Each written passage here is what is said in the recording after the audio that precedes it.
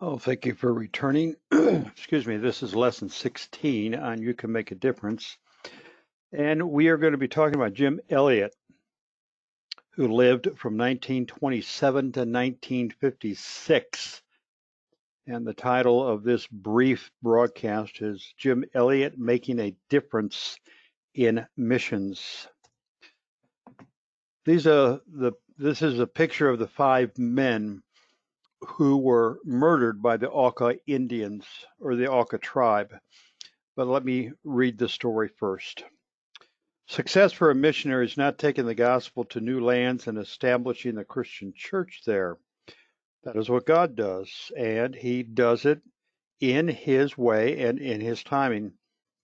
Success for a missionary, as for any Christian, is being obedient to the will of God. Jim Elliot always wanted to be a missionary. He grew up in a family which read the Bible daily and lived a Christian lifestyle. He went to college with his focus on those activities which would help him to be a missionary. After he graduated, Elliot had the opportunity to go to Ecuador to work among the Kutnas people, and he went there in 1952 with Peter Fleming. For more than 3 years, they worked among the people, establishing a missionary post and an airstrip. Of course, they had the task of understanding the language of the people as well. Jim Elliot married Elizabeth Howard in 1953. In 1955, they began their attempts to get to know the mysterious Auca tribe. They decided to drop gifts to the Auca tribe from Nate Saint's airplane. Eventually, they agreed that the time was right for them to go into Auca territory. They flew in and established a base. They made initial contact with some members of the tribe and contacted the missionary post by radio to tell them that things were going well. That was the last time the contact was made. The 5 men that you see on your screen, Jim Elliot, Ed McCauley, Nate Saint, Roger Yoderin, and Peter Fleming. Their bodies were recovered and their equipment and personal property was brought back.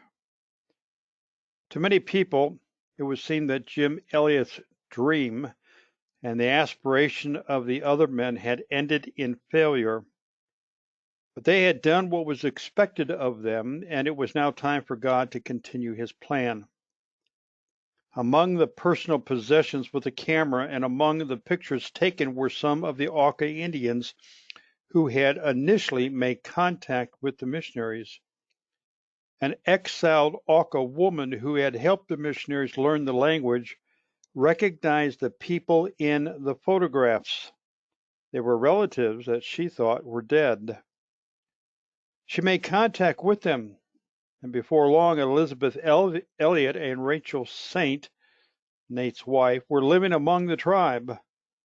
They established a church, and many of the Aucas became Christians. Elizabeth returned home to America after several years, but Rachel stayed with the Aucas for many years. The story of these men has become one of the great missionary tales throughout the world. These men have inspired many, many people. The wives and the sisters of these men have also inspired them. Mary Lou McCauley set up a school for missionary children in Quito.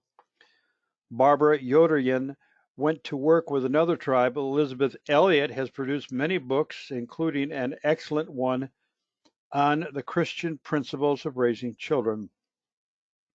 The death of these men, a personal tragedy for their families, have become a worldwide testimony of faith in Christ and dedication to the work of God, which is much, much bigger than the conversion of a jungle tribe to Christianity.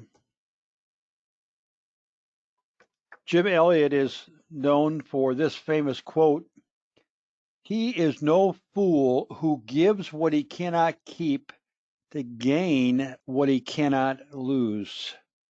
I think that's an excellent summary of not only his life, but a reminder on how we can be a difference maker.